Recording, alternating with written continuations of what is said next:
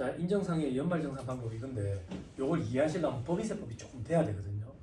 법인세법부터 천천히 여기까지 올 거예요. 혼자 살 거니까 안 쓰셔도 되고 눈으로 담아가세요 그냥. 너무 자세하게는 못해요. 법인세 강의가 아니기 때문에. 이걸 안 할 수는 없어요. 여러분들 가지역금 다 있기 때문에.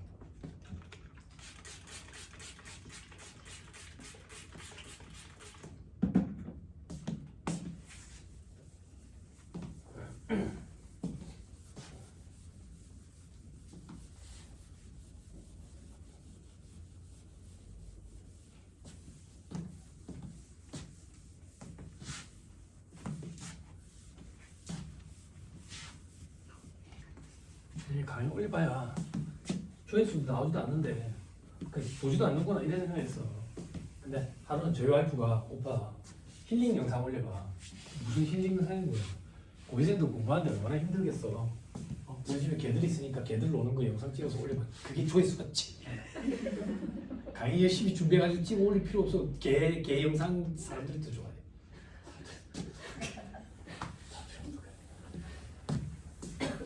지금 한번 보세요. 혼자 빨리 할 거예요. 자, 회계부터 얘기할게요. 회계는 수익과 비용으로 구성된다. 손익계산서가 매출액도 수익, 매출원가 비용, 저기 이제 판관비 비용, 영업의 수익, 영업의 비용, 수익과 비용으로 구성된다. 그럼 수익에서 비용을 차감하면 손익이 나오지. 한 방향으로 갑시다. 플러스로 이익이 난다고요. 근데 지금 세법을 하고 있으니까 소득이라는 표현을 써보자. 그럼 이 소득은 회계상 소득이야. 우리는 세법상 소득이 우리의 관심사라고. 법인세법부터 얘기할게. 우리는 세법상 소득을 알아야 돼. 왜 세법상 소득을 알았는데 이 세법상 소득에다가 세율을 곱해서 세금 계산을 할 거거든. 그럼 법인세법상 소득을 계산하려면 입금이라는 거에서 송금이라는 걸 차감해서 세법상 소득을 차감해 계산을 해야 돼. 그러면 우리는 회계 장부 작성을 해가지고 감사를 받아가지고 감사까지 끝난 상황에서 이제 법인세를 계산하려면 입금과 송금이 얼마인지 새로 다 집계를 해야 되는 거야. 이게 너무 번거롭고 이렇게 하지 않아. 그럼 어떻게 하는데 이미 회계상 소득을 다 뽑아놨대. 즉 수익과 비용을 다 뽑아놨대. 수익과 입금이 거의 유사한데 차이점이 있대. 비용과 송금이 거의 유사한데 차이점이 있대. 그래서 우리는 이 자료를 100% 활용을 해. 이 자료를 100% 활용해서 차이가 나는 것들을 조정해 준다고. 그럼 조정하면 결국 회계상 소득에서 세법상 소득으로 바뀌겠지. 이걸 우리는 세무조정이라고 얘기해. 영어를 잘못해 테스 어드저스트먼트 이래가지고 이렇게 쓰다 앞으로. 됐죠? 그럼 세무조정은 수익과 입금, 비용과 송금의 차이네. 그럼 차이는 이렇게 되겠네. 수익과 입금 이런 경우, 비용과 송금 이런 경우. 됐죠? 회사 계산한 수익이 100원인데 세법상 입금이 80원밖에 안 된대. 그럼 요걸 우리는 100% 활용하니까 100원이 있다고. 그럼 20원을 빼는 세무조정을 해야지. 그치? 그럼 80원으로 바뀌겠지.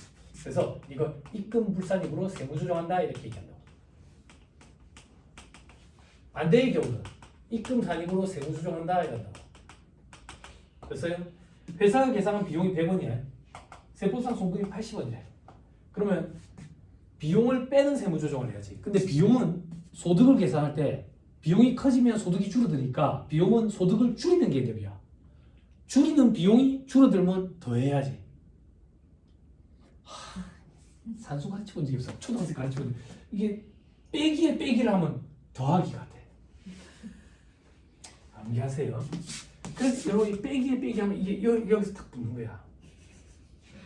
예전에 고시생들 상대로 강의할 때 이런 게 참 힘들었는데 이게 왠가 고등학교 수학선생님이 오신 거야. 아 놀라셨어요? 다양한 게 오세요. 의사 선생님도 오셨어요. 부부가 왜 오셨겠어? 세무사 대비 고시반에 의사 선생님 부부가 왜 왔겠어? 회계상수에 수수료 주는 게 아까 같은 거야. 안 그렇겠어? 네? 고등학교 선생님 감정사분도 오신 적도 있고 감정평가사, 감정사 말고 그 수학생이 계실 때는 되게 좋았어. 이런 거 나올 때마다 도와주세요. 도와주세요. 수학생 암기하세요. 이렇게. 빼기를 하면 더해집니다. 다 포기하고 나가셨어요. 다 포기하고 나가셨는데 그래서 더하는 세부 조정이 이루어져요. 다양하신 분들이 참 많아요. 그래도 고무적인 게 전국의 최고령 합격자가 이 학원에서 나왔어요. 60세. 그 전에 최고령 합격은 52세였어요. 그래서 이 통계자료를 무시할 수가 없으니까 52세가 넘으면 합격 가능성이 거의 희박하다라고 보인다라고 얘기를 했었는데 60세가 이 학원에서 나와가지고 자 그래서 이건 더하는 세부 조정이에요. 송금불상익으로 세부 조정한다 이렇게 표현해요. 반대는 송금산익으로 세부 조정한다 이래요. 원래 엄밀히 더 들어가면 이게 신고 조정이 있고 결산 조정이 있는데 그런 얘기는 안 할 거예요. 우리 지금 소득세법에 치중할 거기 때문에 우리 지금 여기서 필요한 건 더하는 세무조정 2개, 빼는 세무조정 2개. 구분의 실익이 없기 때문에 같이 붙여서 얘기해요. 그럼 다시 쓸게요.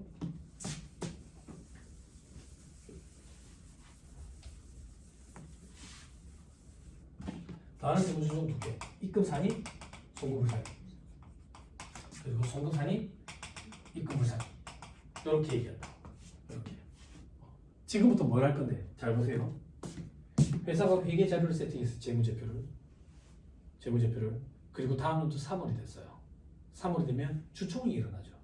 그죠? 주총이 일어나면 배당 같은 거 줄 거예요. 배당은 무슨 돈이 있어서 줘요? 회사가 여태까지 벌어들인 소득이 있겠죠. 이 소득이 오랫동안 쌓여 있으면 잉여금이 돼 있죠. 이 잉여금을 가지고 주주들한테 배당을 주겠죠. 혹은 우리 회사 중장기 사업 계획에 대비해 가지고 쌓아 놓을 수도 있겠죠. 그죠? 이걸 주주들한테 준 거는 돈이 밖으로 빠져나갔죠. 그래서 사회 유출 이렇게 얘기해요. 회사 내부의 중장기 사업 계획에 대비해서 쌓아놨다. 이걸 사내 유보 이렇게 얘기해요. 그래서 회사에 쌓여있는 이 이익 잉여금을 밖으로 내보냈느냐 아니면 안에 남아있느냐 이걸 따져보는 걸 소득처분이라고 표현해요. 그럼 이 소득처분이 일어나야 되는데 이 소득처분, 이 잉여금, 즉 회계상 소득에 대한 소득처분은 이미 주총 때 다 일어났다고. 주총 때 배당 얼마 주겠다 땅땅 두드리니까. 그럼 우리는 결론적으로 세법상 소득에 대한 소득처분을 하고 싶은데 회계상 소득에 대해서는 이미 다 이루어져 있으니까 차이가 나는 세무조정에 대해서만 소득처분을 하면 결론적으로 세법상 소득에 대해서 소득처분을 하게 되는 결과가 도출되겠죠.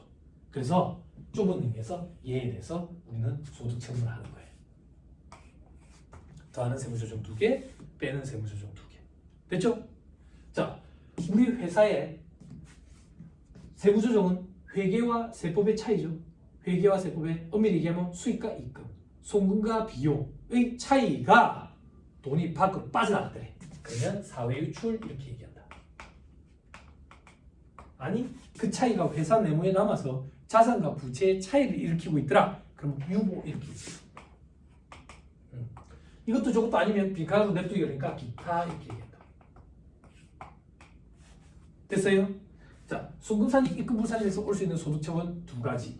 회사 내부에 이 차이가 남아서 자산 부채의 차이를 일으킨대. 유보 이렇게 얘기한다. 이 유보랑 구분하기 위해서 앞에 세모를 붙이고 우리 실무적으로 마이너스 유보 이렇게 얘기해. 이게 아니면 빈칸으로 냅두기 그러니까 기타 이렇게 얘기한다고. 세무사님 여기는 왜 사회유출이 없습니까? 뭔가 증가되는 차이가 있으니까 밖으로 나갈 수가 있지. 감소되는 차이는 그런 개념이 성립할 수가 없는 거지. 됐나요? 그럼 여기서 조금만 더. 사회유출, 회사의 돈이 회사 외부로 빠져나갔네. 이 돈이 누구한테 빠져나갔는지 귀속자를 가려보는 거야. 이걸 좁은 의미에서 소득처분이라고 표현해. 그러면 이 회사 돈이 누구한테 빠져나갔는지 왜 따져보는데 그 사람한테 종소세 과세하는 자료로 쓰려고 그래. 자료로. 그래서 회사 돈이 외부로 빠져나갔는데 주주한테 나갔더래. 그러면 배당 이렇게 소득처분한다고. 배당. 그러면 이 주주의 금융소득을 구성하게 되는 거야. 이자소득, 배당소득 중에 배당소득으로. 그런데 원래 이 주주가 받은 배당이 있는 거야. 그 배당과 이 배당을 구분하고 싶어. 이 배당은 세무조정에 의해서 입금산이, 송금부산이 사회유출 중에 배당으로 소득처분된 거잖아. 그래서 이 배당과 일반적인 배당을 구분하기 위해서 인정이라는 말을 붙여. 그래서 인정배당 이렇게 얘기한다고. 됐어요? 됐어요? 자, 우리 회사 돈이 입금산입, 송금산입이라는 세무조정 차이가 회사 밖으로 빠져나갔는데 누구한테 빠져나갔는지 봤더니 임직원한테 갔더래. 그러면 상여 이렇게 적어놔요. 상여. 그러면 이 임직원의 근로소득을 구성하는 걸로 봐. 상여로 해서. 근데 이 임직원이 이 상여 말고 원래 받은 상여가 있거든. 그 원래 받은 상여랑 이 상여를 구분하기 위해서 인정이라는 말을 붙여서 인정상여 이렇게 얘기하는 거야. 됐어요? 됐나요? 표정 봐, 심각한데. 제가 학원에서 별명이 여러 가지인데 그 중에 하나의 별명이 애정남이거든. 애매한 거 정해주는 남자. 애매한 거 정해주는 남자. 애매한 거 정해줄게. 뭐가 애매한데 어려운 거 아니에요. 어려운 거 아니에요. 근데 나는 왜 힘들지? 이런 건 생소하다라고 표현하는 거예요. 생소한 건 3-4번 해보면 다 잘해요. 어려운 거는요 아무래도 안 돼요. 아니요? 그런 건 어떤 건데요? 얘기도 안 했어요. 퇴직급여 충당금, 퇴직연금 충당금, 대손 충당금 이런 거 하면 화장실에 가기도 전에 지금 여기서 울어요. 응? 고생들은 막 울면서 막 문제를 풀어요. 왜? 엉터리인 거 알면서 풀거든. 막 눈물이 막 난다고, 눈물이. 그런데 고시생들이 힘들어하는 파트. 왜 힘든데? 세법은 딱 하나예요. 이론 실무 이런 거 없어요. 현업에서 실무 담당자들도 그런 걸 힘들어요. 대충. 듣기만 해도 짜증 안 나요? DC형이 좋아요? DB형이 좋아요? 둘 다 싫어요? 혼합형이 좋지요. 혼합형을 오래 수임하도록. 이렇게. 임원들은 DB형인데 직원들은 DC형이래. 환장. DC는 우리는 직렬밖에 모른다고. DB는 동일 고무벨트냐고. 그지? 디반 컨트리뷰션 막 디반 베어핏 막 이래가지고 확정 기여역, 확정 급여역. 세무사님 너무 빠릅니다. 천천히 얘기해주면 더 싫을걸. 그런 부분도 좀 탑재해놔야 돼요. 이런 건 어려운 게 아니라 생소한 거니까 3-4번 보면 다 잘해요. 예, 막 울상 치지 마세요. 자, 그다음 우리 회사의 이 차이가 세무조정으로 인한 차이가 회사 외부로 나갔는데 누구한테 갔는지 봤더니 사범인,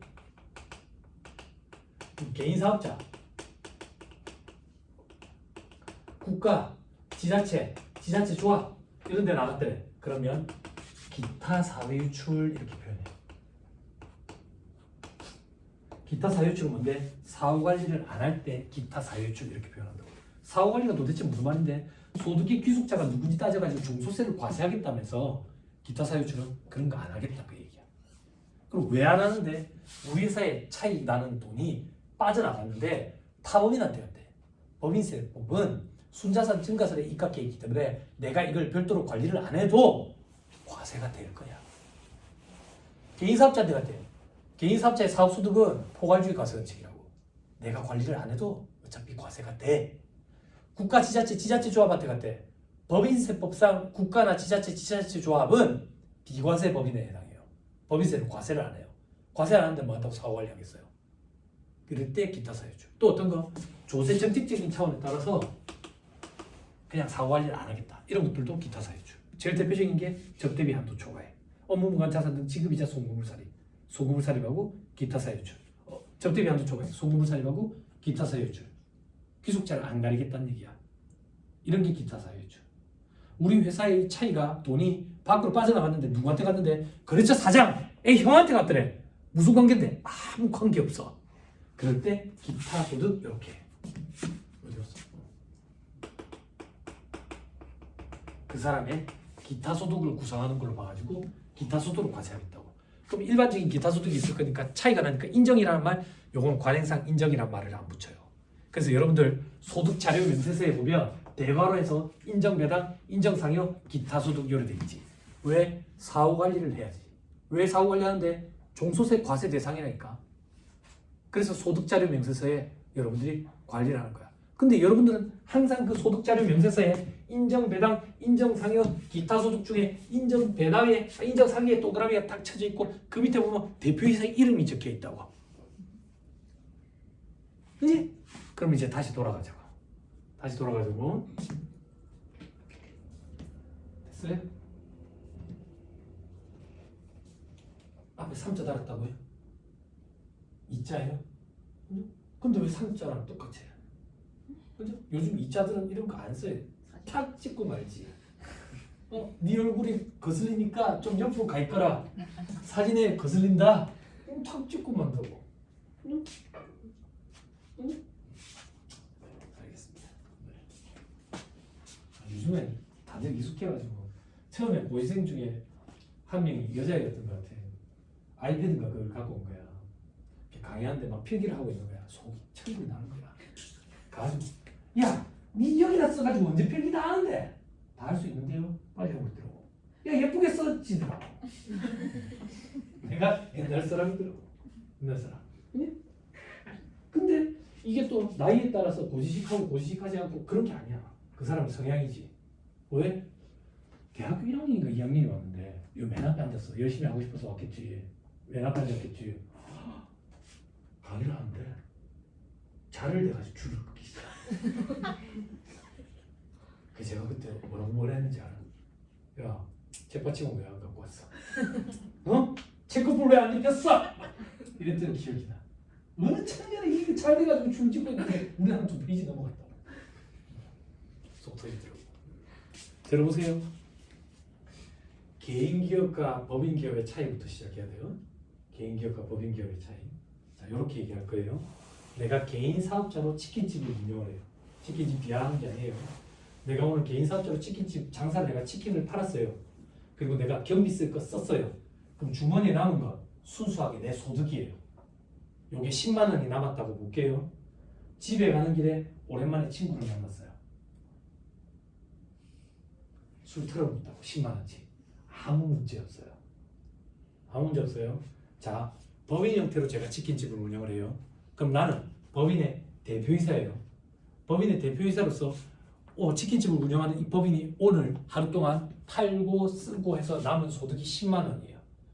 대표이사가 집에 가는 길에 친구를 오랜만에 만나서 술 털어넣었어요. 그러면 법인이라는 하나의 인격체가 대표이사라는 하나의 인격체한테 10만 원을 빌려준 걸로 처리가 돼요.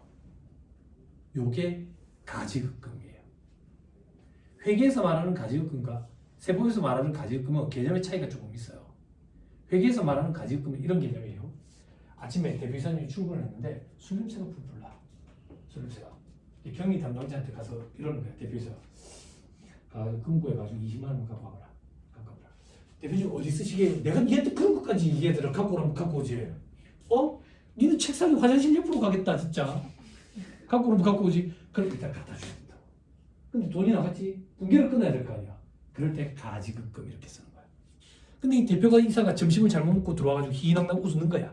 그럼 옆에서 가지고 그런 거지. 근데 대표님 오전에 그 20만 원 어디 갖다 쓰신 거예요? 그 거래처 경조사비 줬다. 그러면 가지급금을 지우기로 깨끗이 지우고 적대비 이렇게 바꾸는 거예요. 즉 회계에서 말하는 가지급금의 개념은 임시 계정이기 때문에 보호기한 말시점이 되면 실제 계정이 뭔지 찾아내야 돼. 못 찾아내면 잡손실이지. 잡손실. 그런데 세법에서 가지급금 개념은 좀 달라. 대표자가 돈을 빌려간 개념이기 때문에 계속 발생돼서 다음 연도까지 넘어간다고. 됐어요? 법인이라는 하나의 인격체가 대표이사라는 하나의 인격체한테 돈을 빌려준 걸로 처리한다 했다고. 됐죠? 뭐가 됐는데 가지급금 어떻게 하면 정리하는지 됐죠? 가지급금 어떻게 하면 정리가 돼요? 갚아 넣어야 정리가 되는 거예요. 그죠? 근데 여러분들이 관리하는 업체에 가지급금이 왜 정리가 안 되죠? 갚아 넣기 싫어서 그런 거예요. 응? 왜 갚아 넣기 싫은데? 내 돈이거든. 왜 내 돈이라 생각하는데 처음에 개인 사업자로 구멍가게 장사할 때 그 생각이 아직 남아있는 거예요. 그 생각. 법인이라는 인격체의 돈이라고. 그래서 문제가 생겨. 그 돈을 안 갚아 놓고 싶거든. 안 갚아. 그러면 급여를 인상하면 되잖아. 연초에. 좀 있으면 연초 되니까 올해부터 급여를 좀 인상하시죠. 그거 내기 싫다. 그럼 어떤 방법이 있는데 퇴직금으로 몰빵해서 받아가면 될 거 아니야. 퇴직하기 싫어. 죽을 때까지 해먹고 싶거든. 그러니까 어디서 어줍잖게 주워들은 걸 가지고 자식들이랑 마누라를 등기사로 앉혀가지고 차들 매당을 해가지고 매당 준 걸 가지고 집에 가지고 아버지 거니까 갖고 와. 가지금 정리해야 되는데 해가지고 정리를 했었고. 근데 그거 재미없어 이제. 차등 배당하면 증여세 같은 거 재차 과세가 되거든. 재미가 없어. 그러니까 어디서 어디 어줍잖게 주워들은 걸 가지고 직무발명보상금 특허를 취득해가 발명왕이 됐어.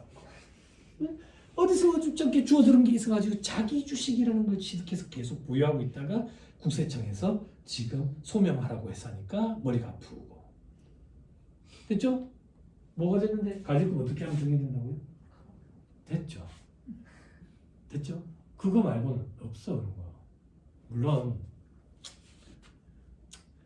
와이프한테는 배우자한테는 증여 6억까지 되잖아. 이 증여를 하면서 주식평가를 한번 이루어지고 그러면서 감자를 해가지고 감자 대가를 지급하면서 이렇게 하면 이익잉여 가지고 처리가 되면서 과세 문제도 안 생길 수가 있어.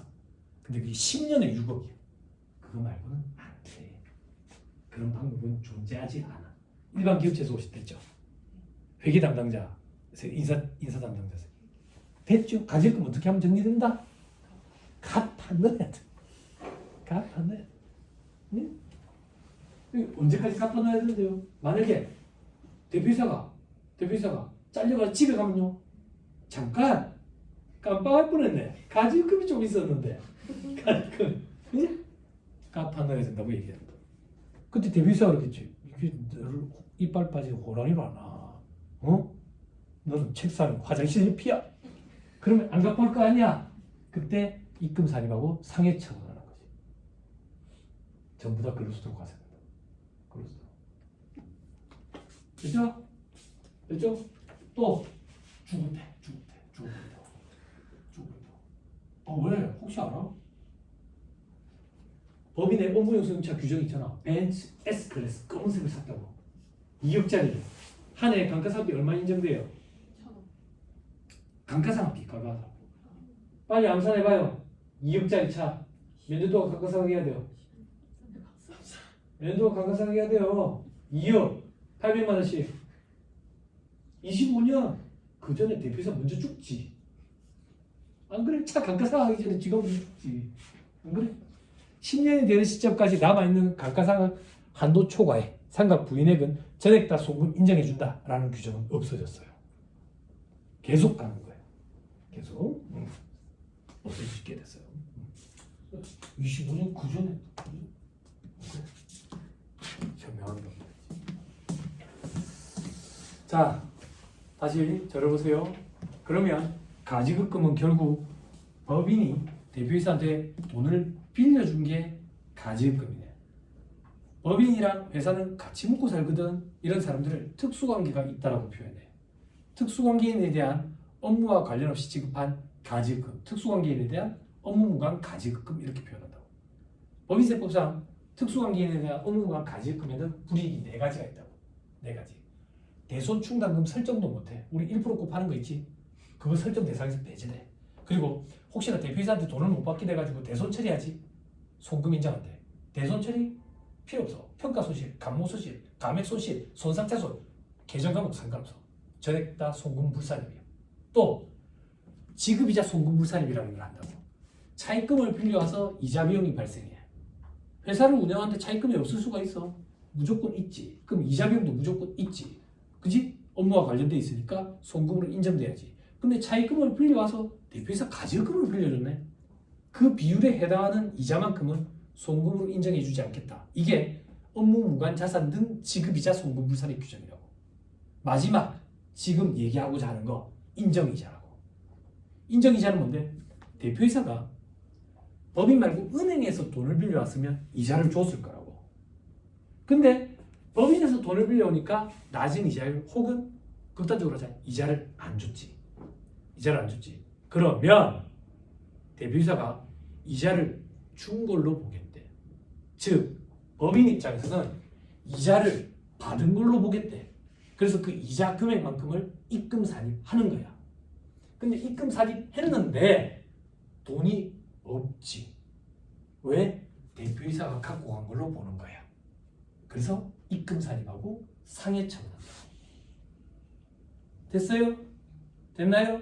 그래서 여러분들 회사에 조직이 있는 대표이사에 대한 업무관 가지금 인정이자 계산한 금액을 입금 살입하고 상해 처분하면 인정상여가 돼. 인정상여. 이 인정상여는 소득자료 명세서에다가 별도로 여러분들이 관리해야 된다고. 대표이사 이름 쓰고 이렇게. 그치? 그리고 이 인정상여의 귀속 시기는 근로제공일이 속하는 사업연도라고. 근로제공일이 속하는 사업연도. 근로제공일이 언제인데? 작년이야. 지금은 3월이야. 3월에 우리 뭐 하고 있는데? 세무조정해가지고 법인세 신고하려고 세무조정하고 있거든. 이러다 보니까 입금산입 상여되는 인정상여, 인정이자 금액이 계산이 됐네. 근데 어떻게 하지? 2월분 급여를 지급할 때 우리는 이미 연말정산이 끝이 나고 있다고. 대표이사의 전주도 근로소득 금액이 달라졌네. 그러면 우리는 연말정산을 한 번 더 돌려야 되는 거야. 더 돌려야 되는 거야. 여기까지 됐어요? 듣고 있어요? 눈 뜨고 자는 거 아니죠? 해마다 수강생분들의 능력치 업그레이드 돼가지고 눈 뜨고 자는 사람들이 있어. 나 학창시절 때 제일 부러웠던 친구가 이렇게 자는 친구. 나는 계속 이렇게 하거든. 근데 이렇게 가만 자는 친구 너무 부럽더라고. 해마다 수강생분들이 업그레이드 돼. 저를 보면서 집중하는 것 같은데 자고 있는 거야. 응? 식사 안 했어요? 맛있는 거 드셨어요? 어디서 드셨어요? 식사 어디서 식사했어요? 보배반점에서 몸만 와 있으면 안 돼. 보배반점에 가 있는 정신을 다시 데리고 와야 돼. 보배반점에 지금 정신이 남아 있는 거야. 중요한 거예요. 들으세요. 자, 돌아야 합니다. 제 기억에 웃는 타이밍은 다 달라요. 바로 웃는 사람은 사회 다방면에 방대한 지식을 갖고 있어. 그 지식 수준의 차이 때문에 웃는 타이밍이 다 달라요. 어떤 사람은 집에 가는 버스 안에서 갑자기 제가 했던 얘기를 복귀하다가 그거 완전 진짜 미친놈이네 막 웃는 거야. 그 여자가 집에 있는 그 여자예요. STX에 연말정산 강의로 갔는데 집에 가는 버스 안에서 그 세무서 미친놈이네 진짜 너무 웃기네 막 이렇게 같이 살게 됐어요. 계속 웃겨줘요. 자 보세요. 원천징수 얘기를 해야 돼. 우리 아까 소득세법상 원천징수 규정 얘기했지. 원천징수 규정 법인세법상 소득세법상 이거부터 먼저 따져봐야 되겠네. 그지? 여기 한 번만 더 쓸까 그러면?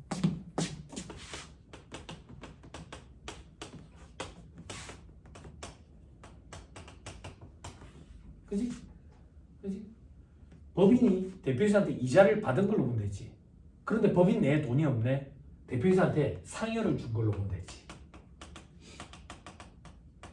그치? 소득을 받는 자가 누구예요? 대표이사는 개인이에요, 법인이에요? 그러면 소득세법상 원천징수 규정을 적용하는 거예요. 소득세법상 원천징수 대상 소득에는 뭐가 있다 했어요? 아닌 걸 기억하는 게 빠르다 했죠. 사업소득과 양도소득. 그죠? 그러면 이 소득은 근로소득이죠. 원천징수를 해야 되겠네요. 그죠? 그러면 문제가 생기는 거예요. 어떤 문제? 원천징수는 소득을 지급하는 자가 지급을 할 때 세금을 떼라 놓는 게 원천징수거든. 그런데 이 인정상여는 법인이 대표이사한테 소득을 지급하는 행위가 발생하지 않아. 안 그래? 세무조정을 해가지고 인정상여라고 된 거지 소득을 지급하는 행위가 발생하지 않기 때문에 언제 세금을 떼냐고. 언제 세금을 떼는지 그 날짜가 정해져야 다음 달 10일까지 원천세 신고를 할 거 아니야. 그래서 요날 세금을 뗀 걸로 의제하자. 원천징수 시기 특례 지급한 걸로 의제하자. 지급 시기 의제 이렇게 부르는 거야. 같은 말이야. 지급한 걸로 의제하자. 지급 시기 의제 혹은 원천징수 시기 특례 이렇게 표현한다고. 세법에 의제와 간주라는 말은 같은 말이에요. 뭐로 본다. 뭐로 보면 반증을 갖다 대서 뒤집어 엎을 수가 없어. 세법에 추정이란 말이 있는데 추정은 뭔가 같다. 뭔가 같은 건 반증을 갖다 대서 뒤집어 엎을 수가 있어. 다시 돌아와서 지급 시기 의제. 지급한 걸로 보겠다. 그럼 지급한 걸로 보는 그 날짜에 다음 달 10일까지 원천세 신고를 하면 되겠네. 그러면 언제를 지급 시기 의제일, 원천징수 시기 특례일로 볼 건데 법인세 신고 기한이에요. 법인세 신고 기한 12월 말고기는 언제까지예요? 3월 31일까지. 요날 지급한 걸로 의제해서 다음 달 10일인 4월 10일까지 우리가 원천세 신고를 하는 거예요. 연말정산을 한 번 더 하면서. 됐어요? 이제 왜 하는지 알았어요? 네? 회계사무실에 계신 분들 됐어요? 이게 언니예요. 이게. 응? 여러분들은 언니 언제 될지 몰라. 계속 막내겠어? 응? 어느 순간 언니가 됐어. 언니가 됐는데 요번에 신입으로 동생이 하나 들어왔거든. 동생이 들어가지고 언니 근데 이거 왜 4월 10일에 연말정산 한 번 더 돌리는 거야? 다시 진짜 그럼 여태까지 했던 게 다 틀렸다 소리가. 이건 지도 모른다는 얘기예요. 또 어떤 일이 있는데 경력 짧을 때 한번 떠올려봐요. 언니 왜? 세무사님이 이 A 업체 부가세 신고하라고. 그래 하면 되지 왜? 근데 여기 폐업했어요. 망해가지고. 그래. 근데 망했는데 왜 부가세 신고를 해요? 다시 진짜 그럼 여태까지 했던 게 다 틀렸다 소리가. 지도 모르는 소리. 그건 언니가 아니죠. 그죠? 폐업 부가세, 폐업 시 잔존재화 규정, 간주공급 규정 때문이다. 이게 언니지. 안 그래? 예? 근데 어영부영 시간이 가서 언니가 돼 있다니까. 그럼 그때부터 마음에 불안이 오기 시작한다. 내가 여태까지 경력이 헛방인 것 같은데? 내가 요번에 이직을 할 때는 마지막일 것 같은데. 내가 이직하는 곳에서는 이제 끝까지 해야 될 것 같은데. 네? 근데 이미 경력이 많네. 이직하려고 면접을 봤는데 세무사님이 그러네. 경력이 많다고. 우리는 요번에 경력 많은 사람 필요 없고 요 정도 경력이면 되는데 아이고 세무사님 나 진짜 아무것도 몰라요. 이래 된다고. 일을 겁을 낸다고. 그죠? 그러면 책밖에 없다고. 간접 경험. 모든 걸 다 경험해보고 싶어? 그럼 한 300건을 해야 되는데 장부를 불가능하지. 책으로 간접 경험. 자, 요거를 아셔야 돼요. 그렇죠? 요거 말고 세무조사 나왔을 때는 어떻게 하는 게 있는데 그건 얘기하지 맙니다. 일반적으로 우리가 저거 세무조정 해가지고 법인세 신고할 때까지 요것만 얘기합시다. 자, 423페이지 보세요. 인정상의 연말정산 방법 괄호 1번 결정 경쟁에 의한 소득처분. 요게 세무조사라고 생각하시면 돼요. 넘어가세요. 여러분들은 425페이지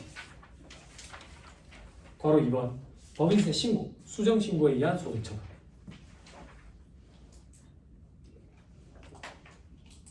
됐어요? 법인세 신고서 및 수정신고서를 제출하면 인정상여, 인정배당, 인정기타소득. 인정이란 말을 안 붙여요. 기타소득은. 일반적으로 발생하는 경우에 소득금액 변동통지서 수령 없이. 소득금액 변동통지서가 뭔데? 세무조사 받으면 이런 거 주는데 우리 지금 세무조사 아니기 때문에 이런 거 없다. 이런 거 신경 쓸 필요 없어요. 그냥 법인에서 스스로 원천징수 절차를 수행한다. 원천징수 어떻게 하는데? 법인이 법인세 과표로 신고하는 경우에 처분되는 배당, 상여, 기타 소득은 그 신고일 또는 수정 신고일에 지급한 것으로 본다. 그렇죠? 원천징수 시기는 지급일에 속하는 달에 다음 달 10일이니까 법인세를 신고한 달에 다음 달 10일까지, 즉 맨 밑에 줄에 4월 10일까지 해야 된다. 됐어요?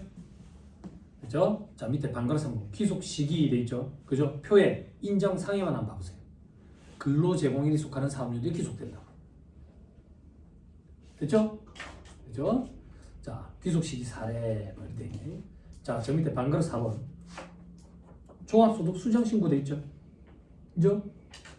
종합소득 과표 확정 신고 기한이 지난 후에 법인세법에 따라 법인이 법인세 과표 신고, 과표 과세 표준을 신고하여 입금에 산입한 금액이 상여로 처분됨으로써 소득금액이 변동이 발생함에 따라 종합소득 과표 확정 신고 의무가 없었던 자, 세법에 따라 과표 확정 신고를 하지 아니하여도 되는 자, 과표 확정 신고를 한 자가 소득세를 추가 납부해야 하는 경우 해당 법인의 법인세 신고일이 속하는 달에 다음 달 말일까지 추가 신고한 경우에는 법정 신고 기한까지 신고 납부한 것으로 본다 이렇게 있죠.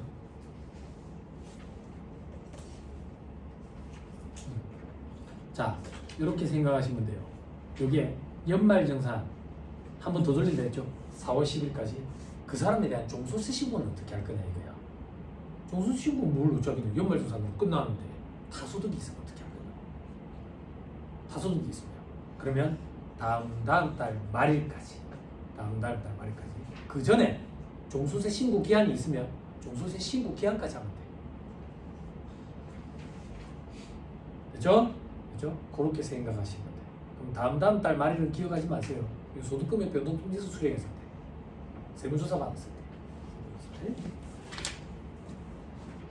됐어요? 됐나요? 426페이지부터 있는 건 세무조사 받은 거거든. 요거 말고 우리에게 필요한 429페이지입니다.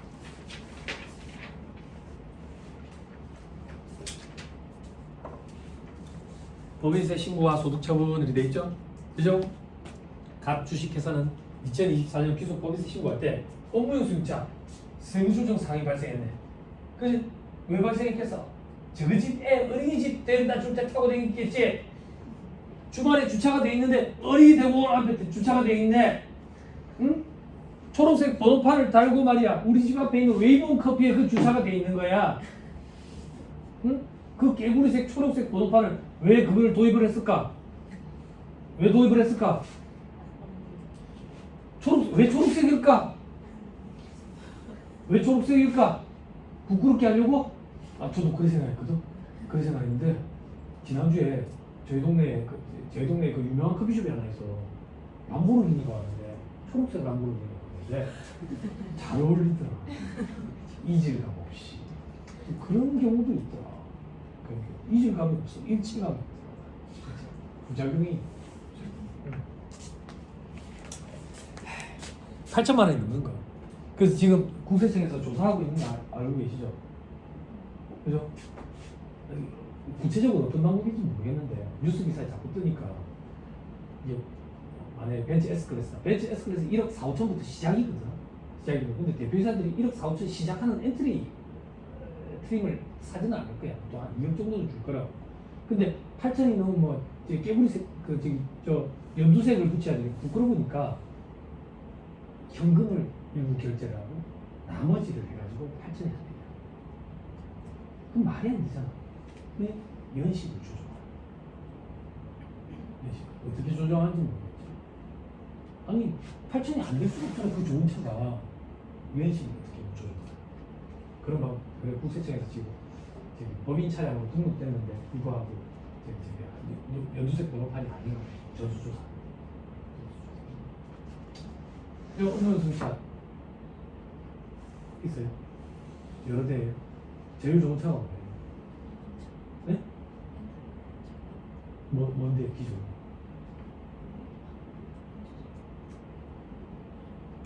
업무연수차 추징당하겠다. 추징돼봤다. 추징돼봤다. 세무조사 추징돼봤다. 추징. 업무연수차. 이번에 혹시 전국 대통령인가? 혹시 차가 좋은 거? 벤트. 부동산 200주 그것도 아니에요? 그거는 추진될 금액이거든요. 이게 두 군데가 여태까지 제가 강의하면서 전국 대기업에서 두 군데가 다 추진되는데 그 두 군데가 공교롭게도 다 여기 부산에서 강의했는데 있었는데 벤틀리가 있었어요. 무병법 적용 대상법인 부동산 200주 상식을 여자수가 5명 미만이고 최대 주주와 친족 관계에 있는 사람들은 지분 비율 합계가 50% 추가. 그런 경우에는 우리 감가상각비 한도도 400으로 줄어들고 그리고 업무연수차 관련 비용도 500만 원까지 인정되고 적대비 한도도 50%로 줄어들잖아. 한도가 줄어드니까 한도 초과되는 금액이 생겼는데 세무조사 나가면 이익된 거야. 벤틀리라는 차 알아요? 제네시스 알아요? 벤틀리 짝퉁이 제네시스예요. 벤틀리 그걸 따라 이렇게 하는 거예요. 혼다, 현다이 3억 좀 더하는 차가 있어요. 근데 차를 보면 되게 예뻐서 작게 보여요. 차 색깔이 로즈골드 이런 거는 근데 가까이서 보면 벤츠 S클래스보다 더 크죠. 그죠?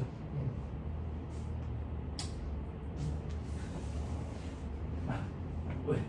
아니 그런 차가 뭐 무슨 차야? 타고 싶은 그런 차지. 운전 적용 대상법인 그 추징돼가지고 2,200만 원 정도 추징이 됐었어요.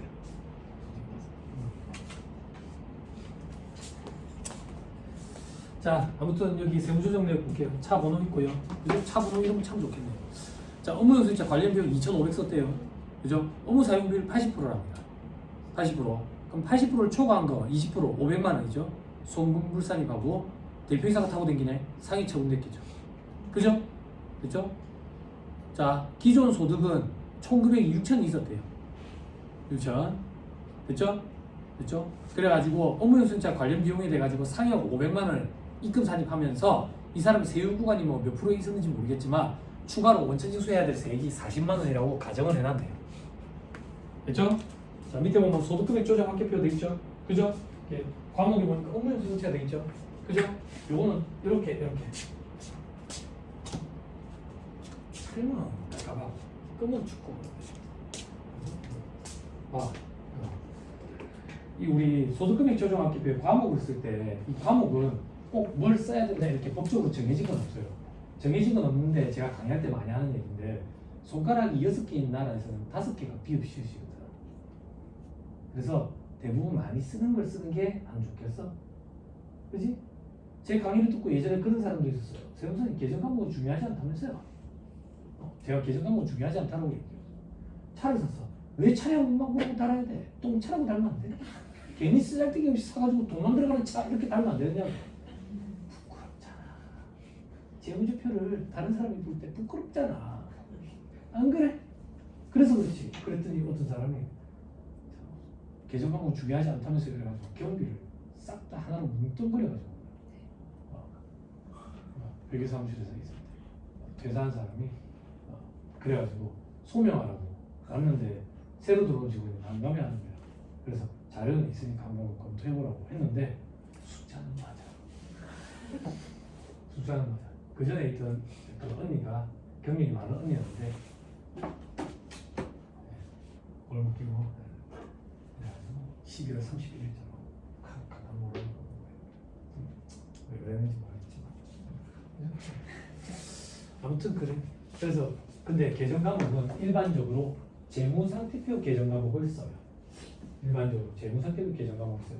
그럼 여기는 계정 과목이라는 게 없으니까 여기 뭐 업무용순자 1 써는 그죠? 뭐든 상관없어요. 뭐든 상관없는데 그죠? 일관성이 좀 있어야 다음부터 일을 할 때 좀 편하겠죠. 그죠? 그죠? 아니 뭐 예를 들면 똥차였다. 그 다음은 금차, 은차였다. 이러거든요.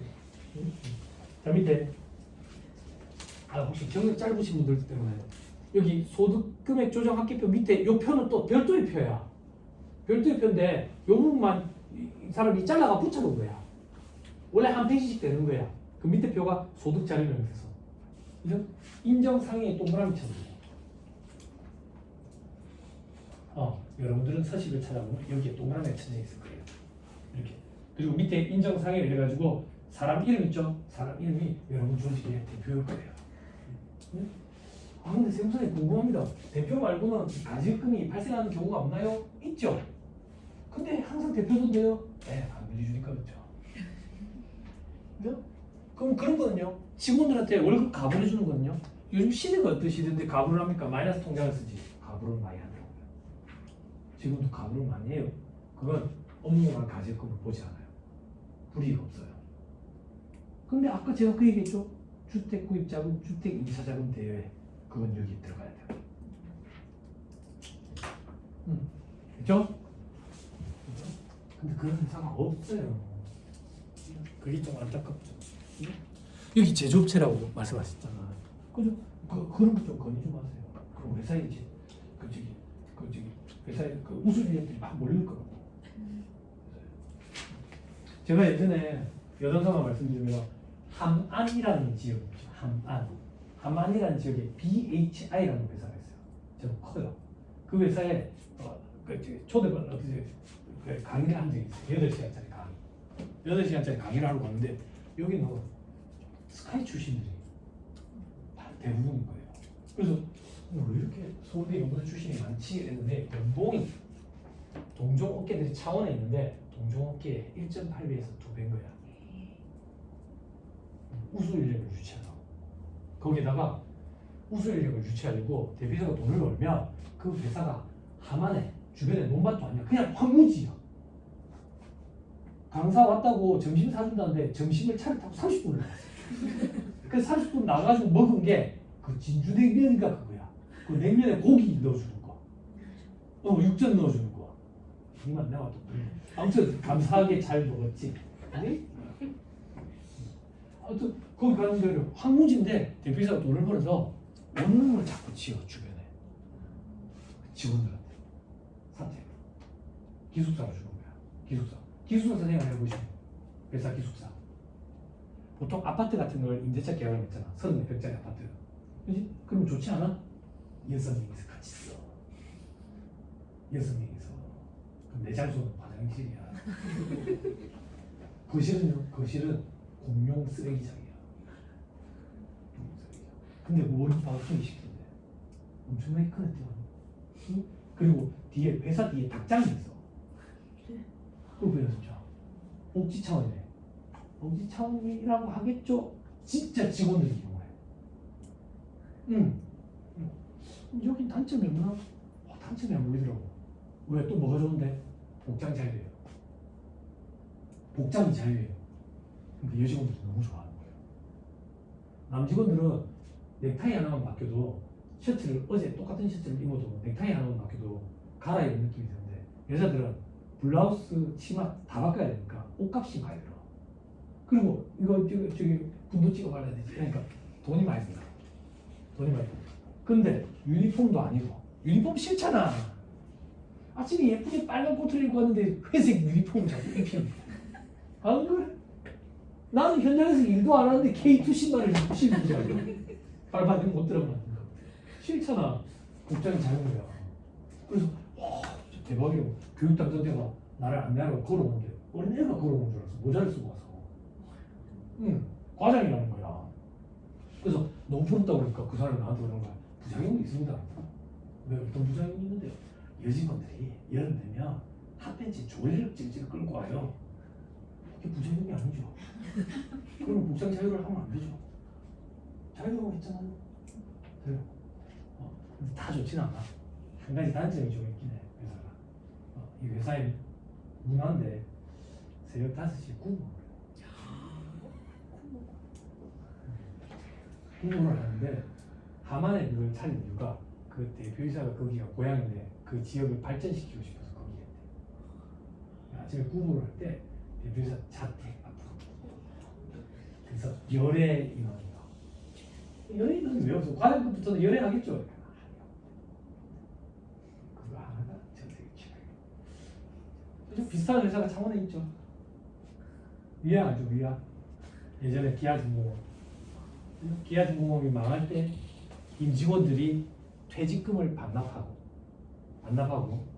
그죠? 회사를 다시 살려내자. 그래서 자기들끼리 건강을 다지자 해가지고 마라톤을 하기 시작했죠. 그래서 회사를 다시 정상화시켰죠. 위아중공업. 그죠?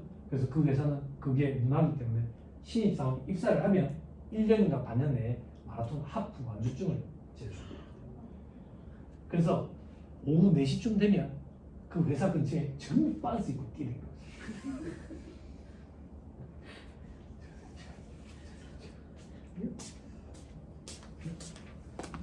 뭐 그 회사는 돈을 많이 준다고. 그죠? 그것도 뭐 업무의 연장이겠죠.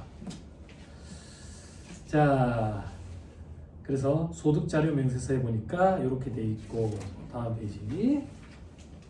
원천징수 이행상환신고서에 작성 요령 돼 있죠. 하나, 둘, 세 번째 줄 중간에 4월 10일까지 제출.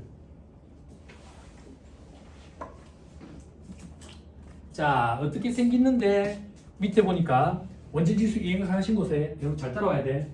서식의 왼쪽 맨 위에 매월 돼 있죠. 그죠? 그리고 어디에 동그라미 쳐져 있어요? 소득처럼. 됐죠? 그리고 제일 오른쪽에 귀속연화를 보세요. 지급연화를 보세요. 됐죠? 연말정산을 다시 돌리는 개념일 거예요. 됐죠? 그리고 자 A공사 가보세요.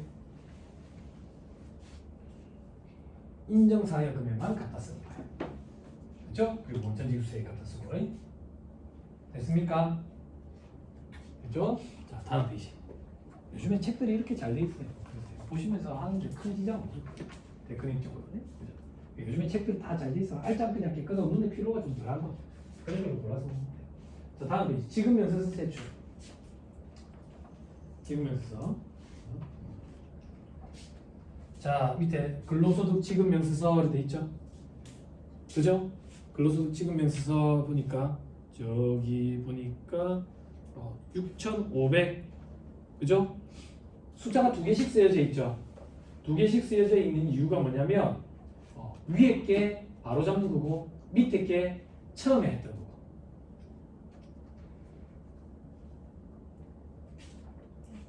됐어요? 원래는 빨간색, 까만색 이렇게 구분이 되는데 프린트기가 흑백이면 구분이 잘 안 될 거예요.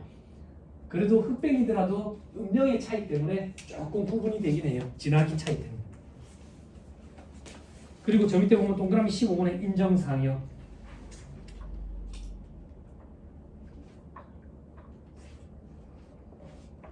됐어요? 그래서 저 밑에 보니까 결정색이 틀어졌죠?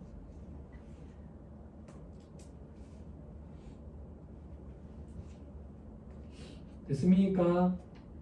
됐나요? 431페이지 저 위에 두 번째 줄에 4월 10일까지 뭐야? 자 4월 10일까지 제출한다 이거 줄 치고요. 430페이지가 오타네. 430페이지의 세 번째 줄 2024년 4월 10일이 아니라 2025년 4월 10일 이래 되지. 여기가 오타네. 어디 얘기하는지 알겠어요?